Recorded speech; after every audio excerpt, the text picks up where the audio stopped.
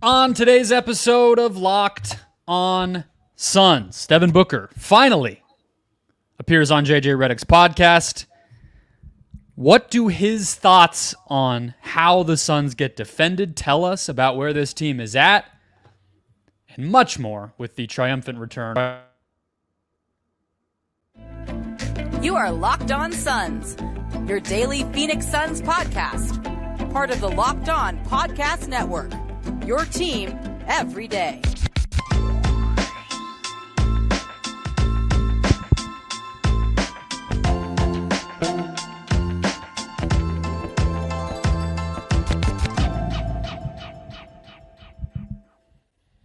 And we're back. This is Locked On Phoenix Suns. We are part of the Locked On Podcast Network. I'm your host, Brendon Kleen, a credentialed media member covering the Suns for the past 7 seasons.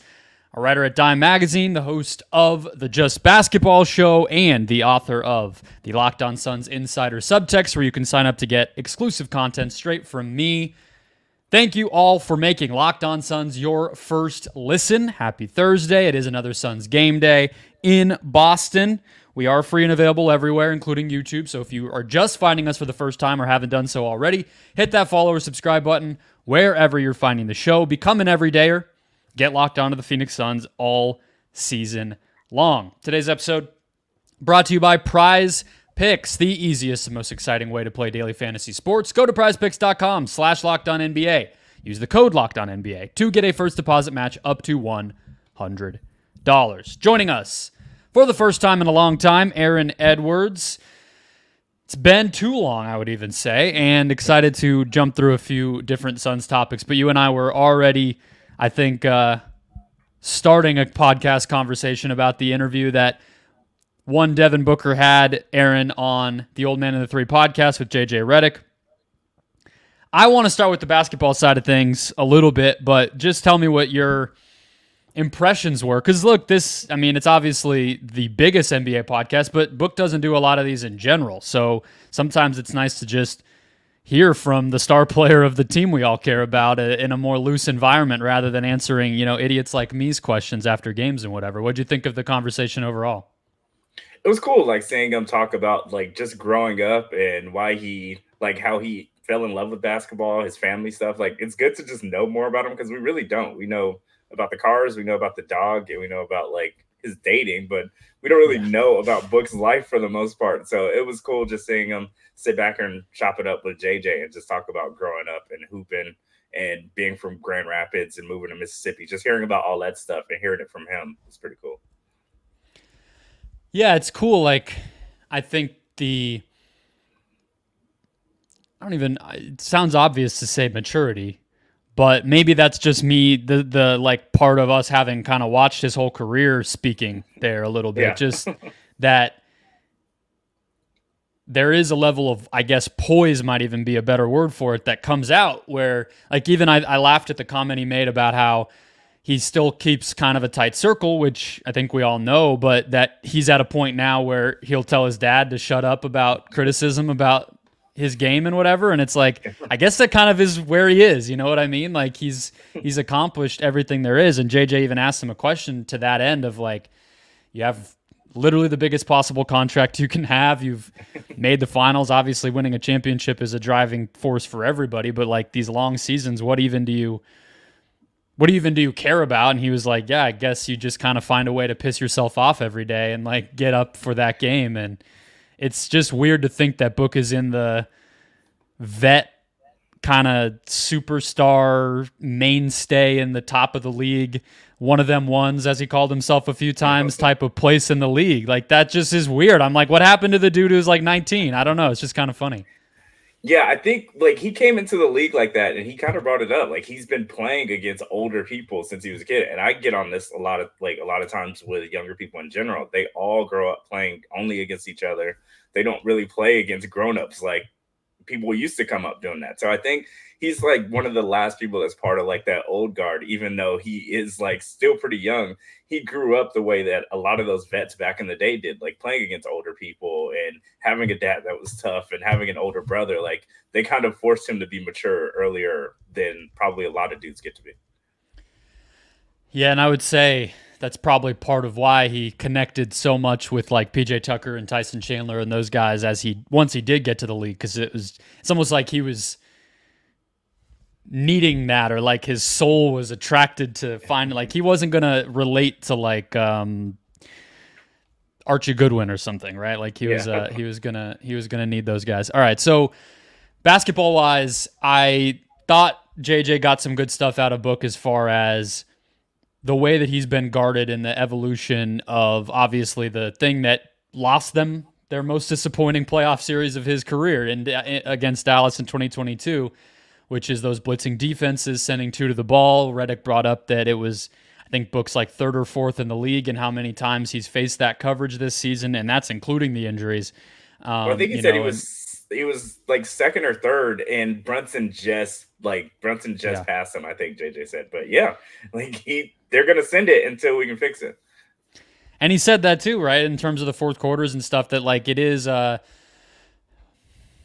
still a work in progress, I guess. But he also said he doesn't think that's going to work. Do you agree with that? Do you think that the Suns have gotten to the point where come postseason time, that is just they're going to be able to burn that consistently, or is it something you still worry about?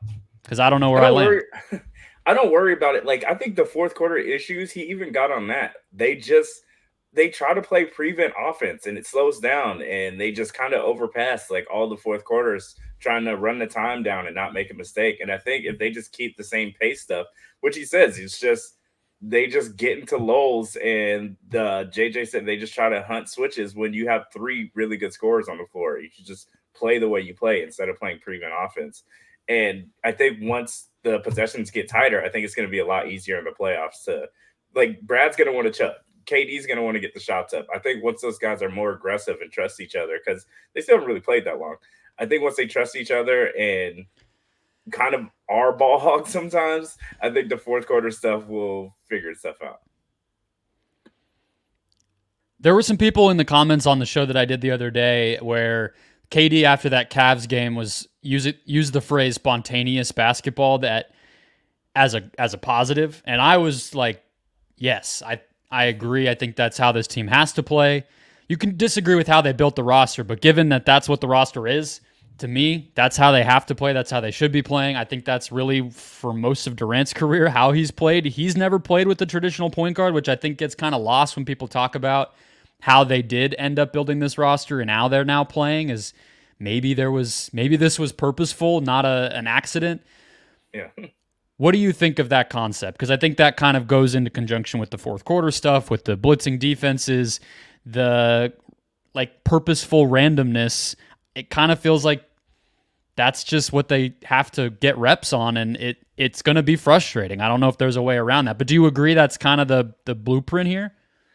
Yeah, I think it's randomness, and I think like Point Book, and they talk about that a lot. I think Point Book has been pretty good, but a lot of the off-ball stuff, you can tell they're making an effort to get KD to start the offenses off, and so Book can be off-ball a lot more. And even when Book was out, like the pace just seemed a little better because Book kind of does dribble the ball and wait for the time to get a little low to start the offense. And things were starting a lot faster when Beal was kind of initiating the offense, or KD. So I think once they can kind of get that habit out of Book, even though sometimes it is good to slow it down, he just got a little bit too much Chris Paul in him sometimes. So I think that's exactly what I was going to say. Yeah, he learned a little too much from his mentor there. Yeah. Yeah, so I think if Book can kind of just speed up the process a little more, I think a lot of the fourth quarter stuff gets figured out, because that's really when it starts, is when Book kind of sits at half court and dribbles and waits for the pick for the Eubanks or Nurk to come up and set the screen. And I think all that stuff just takes way too long. When Beal touches it, he's going and he's starting it. And I think that's just kind of where we need to start at when it comes to fourth quarters. And maybe part of it, and I think we almost, like how much we've all talked about this, we're so far in the rabbit hole on it that we're talking about it in way more granular detail sometimes than the players are even able to be thinking about it in real time. And I think that's some of what I'm getting at when I'm agreeing with Durant on the spontaneous basketball thing is it's like we can all chart it out and draw little diagrams of who should have the ball when and exactly what should happen. But the reality is there's 24 seconds to figure this stuff out, and they're trying to win games. So it's not always possible. But I do think some of it might just be as simple as, hey, maybe you try to have it where Book initiating the way that he likes to, maybe you try to limit that to only being at the times when you actually are slowing things down on purpose, right? And that can just be a way to make up for what we know are some bad habits from him. And if it's a time of the game where they're trying to get in a flow and play quickly, then let anybody on the court take it up for all I care, But then when they know they need a great possession and they're fine taking some time, maybe then it is Book, and I think that can be balanced, and I agree the balance has been a lot better lately. But let's pivot to Kevin Durant a little bit. He is having an amazing season. I feel bad almost every single night when I can't just spend like 15 minutes on a recap show just talking about how awesome of a game he had, but it's just obvious at this point. But he's on a tear, even maybe better than any he's had this season right now. So let's talk about if he can make first-team All-NBA. I think he's a lock for All-NBA. Can he make first-team All-NBA? We'll get into that coming up next. First, today's show brought to you by Prize Picks, the best place to play daily fantasy sports. It's demon time at Prize Picks right now. You can win up to 100 times your money with as few as 4 correct picks, turning $10 into $1,000 just like that. Demons and Goblins are the new and most exciting way to play at Prize Picks. Squares marked with red demons or green goblins get you different payouts. You can now win up to 100 times your money with as few as 4 correct picks. What I love about Prize Picks is that there is no pool, there is no head-to-head, there is no league. Quick withdrawals, easy gameplay, an enormous selection of players and stat types, and once again, only you versus the Prize Picks player projections. All of that makes Prize Picks the #1 daily fantasy sports app. It will change what maybe you did not like about daily fantasy in the past, I promise. Go to prizepicks.com/LockedOnNBA. Use the code LockedOnNBA for a first deposit match up to $100. That's prizepicks.com. Promo code LockedOnNBA to get your first deposit matched up to $100. Prize Picks. Pick more, pick less. It's that easy.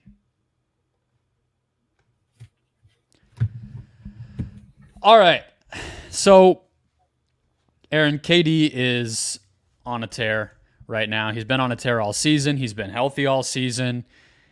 Somebody pointed this out. I think it might have been Nick Wright on a podcast that he's actually free throw shooting is the one thing holding him back from a 50-40-90 season, which is like the part that you always just think is going to click in there no matter what. But he's at 85 right now, but he's 57% from 2, 43% from 3, 85% from the line, 29 points per game, rebounding, assists where they've always been.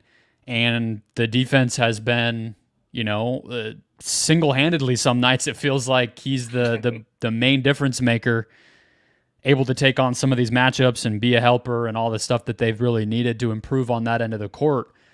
What's impressed you most about KD's season before we dive into him versus Tatum and all that kind of stuff? What do you think is like the biggest part of his case if you were going to make it?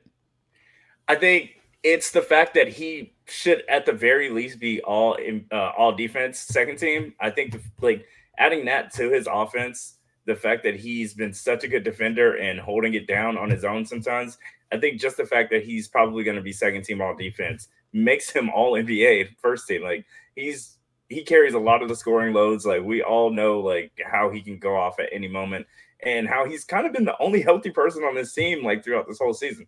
I think those things combined makes him all NBA, given just like how much he had to carry this team to even be a 6 seed right now. Yeah, the amount of nights where he's putting up these numbers and having to do it by himself. I mean, even some games where Beal was healthy and Book wasn't, like that really wasn't Bradley Beal, to be honest with you. Obviously that one Spurs game where Book came back and was bad like the first 3 quarters. Like even if you can't even look at it as the games where he's been the only healthy guy, because you could probably add 4, 5, 6 more where he was not even the only healthy guy, but he was the only productive guy. And you're getting up to, I don't even know, almost half the season where he's been really the backbone of the team on both ends of the court. And yeah, the past 4 games, 35, 35, 45, 37, shooting at least 41% from the field in all of those games. And most nights going to have a ton of assists as well. I just think it's crazy. And how do you feel about this? I think RYB on Twitter put it this way the other day. RB at RYB. I don't even know what the acronym is, so I don't know what to call him. I know it's RB. I know, yeah. Yeah, great follow. I'm sure most people listening have seen his stuff out there before, but he put it that like KD's doing all this with pretty much all of his athleticism sapped. Yeah. Does that feel fair? Is that just hyperbole?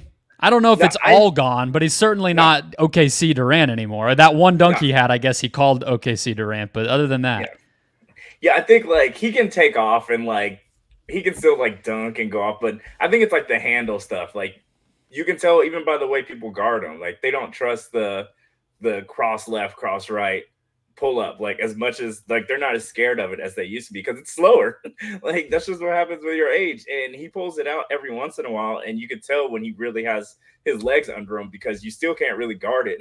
He hit Aaron Gordon with it a couple times. Like I just think that the fact that he's doing this and he's kind of aging into what he is now, he can still get to his spots. His famous warm-up routine is heard of from all across the NBA. I think he practices all those shots because he knows his spots pretty easily. And when he gets there, it seems automatic. Like there's nobody I trust more with 4 minutes left and needing a bucket than KD in the mid-range and getting a high pick and roll. Like I think that if KD gets to that free throw line, I trust him more than anybody. And I think the fact that you can still say that about him is a huge case for maybe age isn't really that big a deal for him.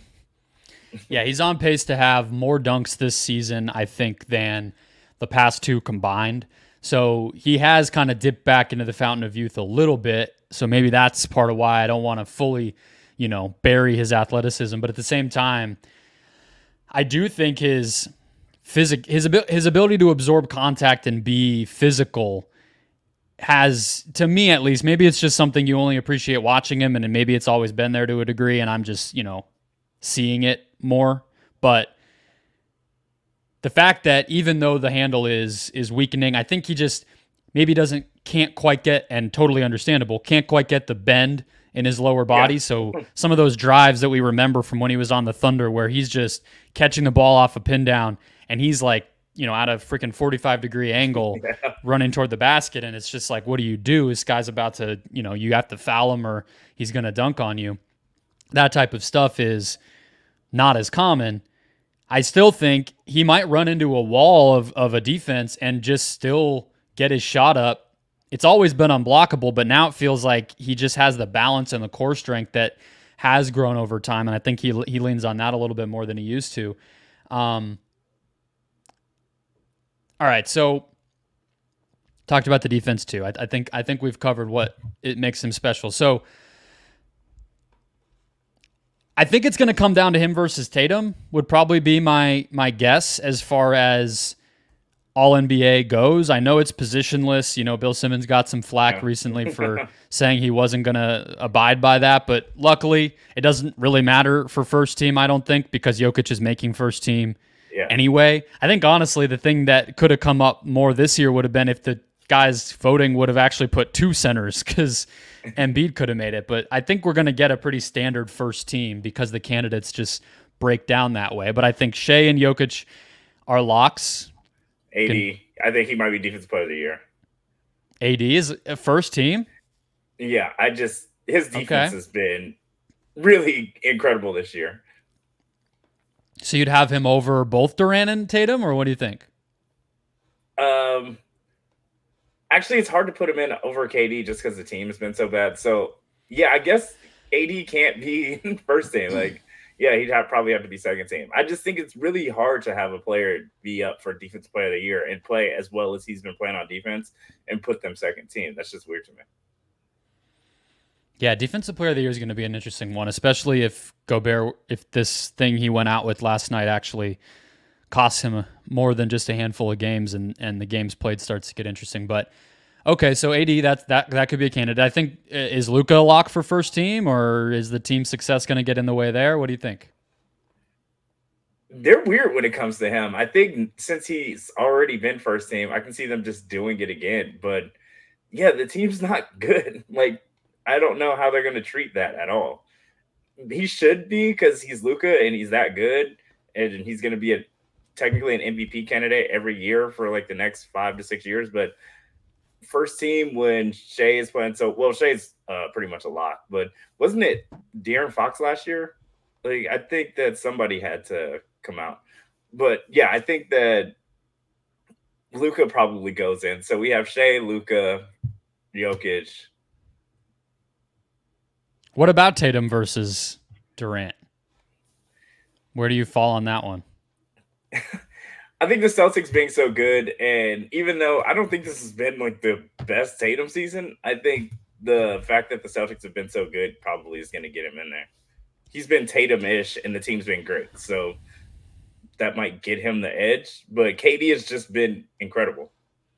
The only other one I would say might be able to push his way in would be Anthony Edwards, given what he's been able to do in a couple of pretty big wins against the Pacers and the Clippers now, with Cat out, although Cat posted the Dragon Ball Z screen cap on his Instagram story today of being brought back to life. So maybe he's returning sooner and actually could send Ant back in the other direction. But Ant, I think if he's had these monster games, if he keeps that up, voters will have that fresh in their mind. If they're even in a top 2-3 seed, let alone maybe getting the 1 seed still, that'll go a long way.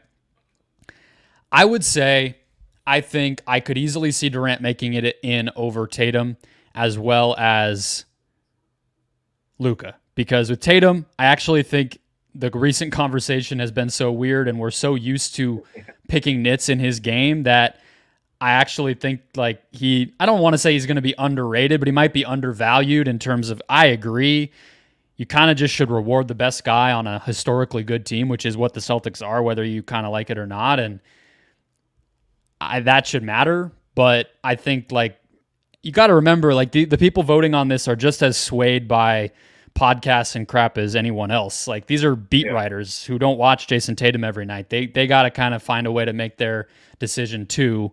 And maybe that actually hurts him. And then with Luka, to me, it's kind of hard, even though it's Luka, even though the numbers are always there. He's on this historical tear right now too. It's like, well, if Durant's 6 seeds ahead of him or something, I don't know. I do think winning does seem to win out a lot of the time for these guys.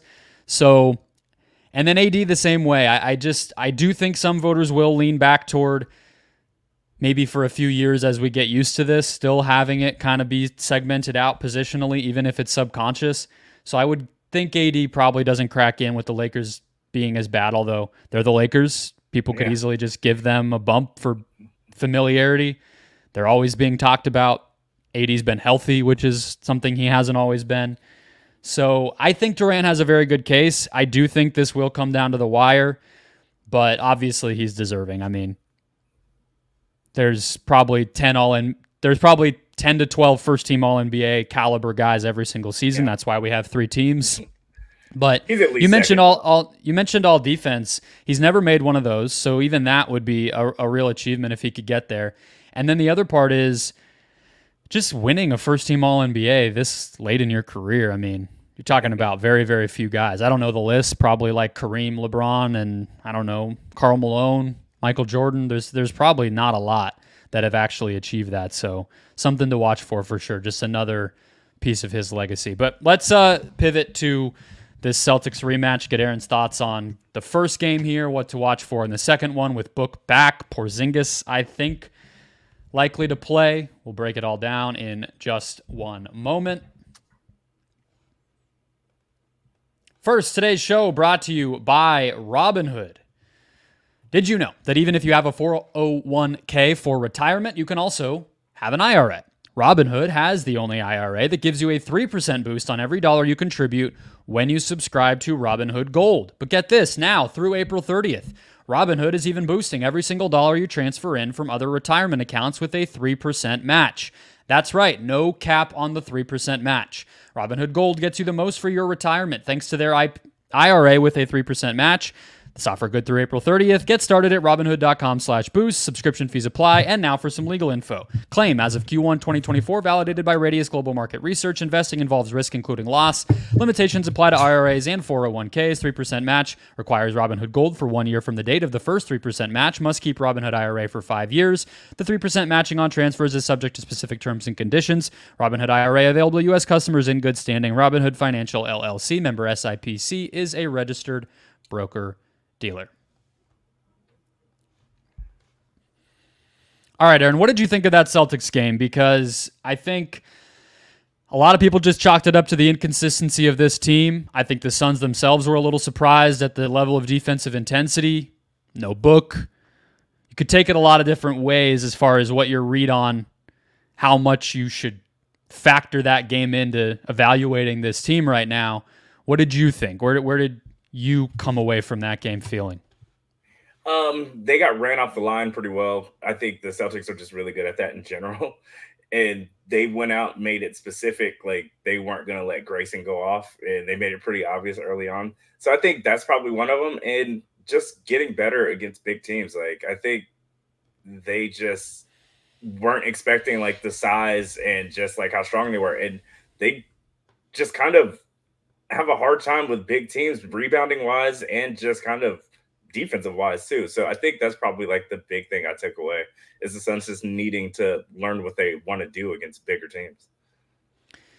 Yeah, it's a version of, the Mavs once upon a time, the Raptors game earlier this year, these types of the Clippers at times, like these types of rangy teams have always given the Suns problems. I think that's fine. It's fine to have a weakness, but I do feel like obviously Book being back is huge, and I want to correct. Yeah. Porzingis is still out, and Jalen is questionable, so we'll see how that all plays out. But I think they'll be better solving that stuff the second time around. I even think that would have been the case if Book hadn't come back personally, because I just think they did seem a little shell-shocked, especially coming off the Nuggets game and the Raptors game where they were able to really just be in a good flow and play a little faster, and their defense was starting to play with some energy, and then it was like they just ran into a really good team, and a team that had a lot to play for themselves because the Celtics were coming off a couple bad losses and